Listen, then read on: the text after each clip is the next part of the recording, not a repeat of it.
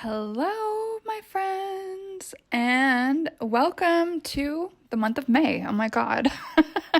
This is the Secrets of a Witch podcast with me, Sabrina Scott. Hello, and welcome. So stoked to have you here listening after a few days of taking a break from podcasting. In typical Mercury retrograde fashion, my tried and true, trusty, always almost dying, but never quite dying, touch wood, laptop decided to need a battery repair.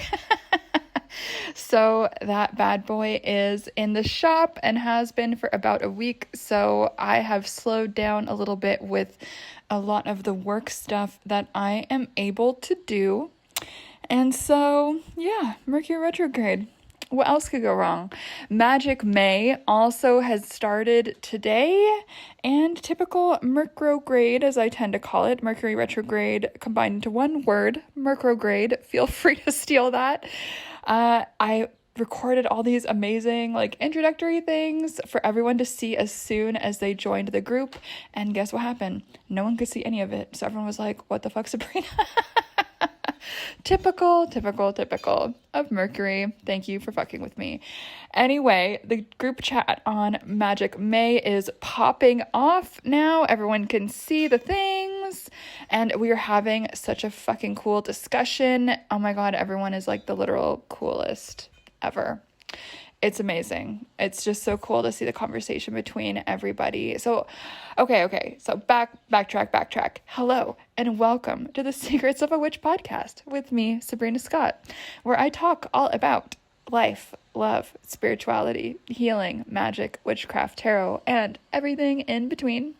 If you are new here, what is up? My name is Sabrina. I've been practicing witchcraft, etc., for more than 20 years, and I was raised in this fun thing called modern American spiritualism, which means I was talking to spirits, watching spirit possessions, going to seances, all at the age of 8. I'm 33 now, so been doing this for a minute and just here to share all the things with you, right? And I'm sure you guys probably noticed not all episodes are about witchcraft and spirituality. And that is my co-host, AWAS.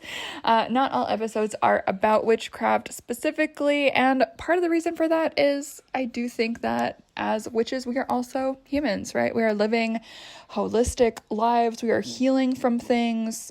We are healing from trauma. We are working through our drama and our bullshit. And as someone who has survived way more shit than I can list out, and if you guys know my story, you guys will probably know that. But if you don't, the TLDR is abuse with a capital A, sexual assault, all of this fun stuff. And I've lived to tell the tale, touch wood, and continue to survive and thrive. And I just want to share all of that with all of you, since I know I'm not alone in my wacky experiences. So that's a lot of what I share on the podcast, just thoughts about all of that stuff, how to live a happy, healthy, witchy, introspective, always growing, always present, spiritual, witchy vibe life. So thank you so much for being here. Thank you so much for listening. And so I guess first and foremost, Magic May, holy shit, it is so awesome. I think we have 33 people signed up so far, 35, something like that. And it's honestly amazing. It's everyone is the coolest person ever. I'm so excited. And there's 31 days left. It's crazy. It's going to be daily prompts, adventures, activities, inspirations to think about and share about. And today's was all about where you feel most connected to your magic. I'm not going to give any more spoilers, and I'm not going to give any spoilers for the other days, but everyone is sharing the coolest thoughts, pictures, ideas. I'm so inspired just looking at what everyone has to say, what everyone has to share. Everyone's super cool photos, and it's just so amazing reading about everyone's connections and just watching folks vibe with each other. It's been so awesome and inspiring and invigorating, even for me, just as someone running the thing. So if you guys don't know what I'm talking about, it's the Magic May 31 Days of Witchcraft group experience and challenge I'm running on Telegram, which if you don't know what that is, it's just a group texting app, basically kind of like WhatsApp. And the reason I'm using it instead of WhatsApp or anything else is because it makes it so easy to pin posts. So since I really want to encourage discussion and collaboration and communication and like the most lively, fun group chat of all time, obviously people are going to be chatting a lot. But some folks might be like, oh my God, I had a really busy few days. I didn't get to check the chat. Where the hell are Sabrina's prompts? Don't worry, I got you covered. They're going to be pinned within the Telegram space, so you can skip through the chatter if you want to and just focus on the prompts. That's totally okay. There will be prizes for the more people that you invite and also the more you participate, and access to special group Zoom sessions just for the Magic May folks. I'm like so excited. So if you're curious about that, if you want to jump in and join us, sooner the better. You'll be able to join all month, but obviously joining from day one, you're going to get to experience everything in real time, which is super exciting. So check out sabrinamscott.com/magicmay. Once you sign up and I notice it, you will be given a Telegram link sent over email to join. And it is just like, it's so exciting. It's already exceeding my expectations. Just everyone is really bringing the good fucking vibes and the awesome energy. And with everyone sharing their photos of themselves, like I have concluded that witches have the best hair. Like everyone just has like the coolest, most luxurious, like voluminous, amazing hair. So I love that for us. So I hope to see you there. It's going to be a month full of fun, exciting adventures. Invite your friends. It's going to be awesome. Okay. What else? I have so much I want to talk about. There's so many episodes in my brain that I want to record. And after I record this, I'll probably be doing the, weekly tarot vibe check on YouTube. But aside from that, I wanted to just do a quick little episode today since as May 1st, it is the day when some witchy folks are celebrating a holiday called Beltane. Or maybe if you are in the Southern Hemisphere, maybe it's called something different. Maybe you guys have switched up the times. I have no fucking clue, because the seasons don't quite match up, really, like with the pagan witchy, like Wiccan really is what it is, Wheel of the Year, if you try to match it onto the South. So I don't know what you all do down there. Please someone email me and let me know because I'm curious. But I think a lot of us are in the global Northern Hemisphere, and Beltane is like the beginning of fertility season. It's very vibey. It's all about like maypoles and dancing and blah, blah, blah. And guess what? I do not care. And so in this episode, I just want to say, if you don't care about Beltane, if you don't care about the Wiccan holidays, that is A-okay, 500% awesome, cool. You are not broken. You do not get your card-carrying member of the witch club situation removed from you. And so today is really about that. I'm not going to be really talking about Beltane because I don't actually celebrate it.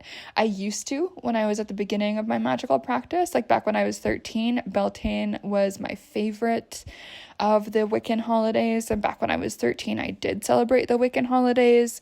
But after trying that out, it really didn't resonate with me over time. And so now what I do find much more resonant for me, like my holy days are the equinoxes, the solstices, which the Wiccans do celebrate, and the Wiccans have kind of like, broadcasted into the wider witchy neo-pagan world at large. So most people do celebrate those. Personally, I don't use the Wiccan names for those days. It's just not my thing, because I'm not Wiccan, and, I respect what the Wiccans have given to the world. They've given us a whole hell of a lot, but as someone who isn't Wiccan, I just don't resonate with the Wiccan names of the holidays, like Letha and Mabon and whatever. I don't use those words. If you do, I think that's totally cool, but I just want to give you guys permission to just say, you know what, this resonates with me, this doesn't resonate with me. I'm going to come up with my own Wheel of the Year that is more vibey for me. So for me personally, again, I like the solstices, the equinoxes. I love Halloween or Samhain. I love my birthday. I've started to reincorporate Christmas into my holiday situation. American Thanksgiving, I do acknowledge because I grew up in the States. And also New Year's. New Year's Eve is one of my biggest holy days. And also, yeah, my birthday. I can't remember if I mentioned that one. And so for me, that is kind of what my witchy Wheel of the Year looks like. It's a little bit different than the typical Wiccan 8 Sabbats type of vibe. And so I know some of you guys might be seeing everyone posting on Instagram or whatever other social media that you're on about all their Beltane stuff, and it's like, here is how you can also celebrate Beltane, and here is the holy binder of shadows with all of the correspondences for Beltane, and like, here's all the stuff you're obligated to do. Well, guess what? You are not obligated to do anything. You are not obligated to celebrate Beltane or any other holiday just because you're someone who identifies as witchy or a witch or neo-pagan or anything like that. You can create your own Wheel of the Year that is resonant for the days that matter to you. Like maybe you're someone who does incorporate Christianity and Christian holy days into your Wheel of the Year, your witchcraft. That's cool.